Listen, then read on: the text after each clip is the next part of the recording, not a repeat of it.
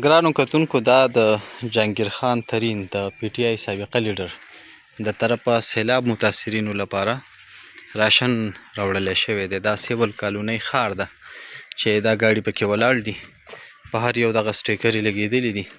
خو دې نه چې کوم راشن راوړی شوی یقینا دلته ګودام ته کوز شو او ډسټرکټ ایډمنسټریشن به بیا د سیلاب متاثرینو کې یا دغه رنګې دا نورې متاثرینو کې بیا تقسیموي.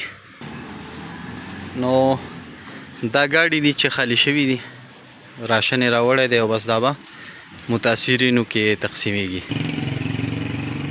دې کې لا دا 70 روړې د وړو زما خیال دی پرتې هم دي. دې پې خپل کنټیک هم ورکړی تجاویز اور شکایت کی صورت میں.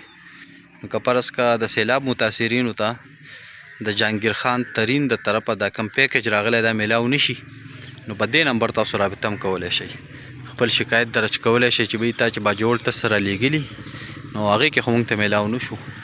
دغه وړه ورسره دا مختلف نور آیټمز دي کوم چې په نظر تاسو ته راځي.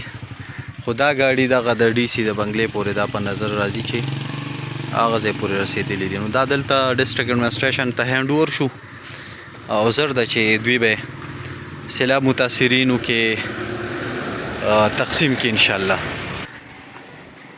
باقی دعا به دا مونږ کوو چې متاثرینو په نیم چې څه راځي نو چې هغه هم متاثرینو ته صحیح حقدارو ته ورسي. هم میبي ډېر څه به راشي، ډېر څه به راغلي وي، خو کمپلینټس ډېر زیات دا روان دي چې راځي خو ډېر څه یا ډېر سره راغلل، خو متاثرین دا وایي چې بهی مونږ ته خو نه رارسي.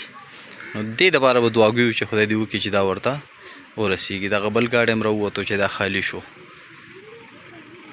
او راووتلو اوس به هلته سټی وکړي. دا صورتحال دی، په هر ځای کې سیلابونه دي نو بس خلق لګیا دي خپل وس مطابق خپل استطاعت مطابق د خلکو سره مرسته کوي.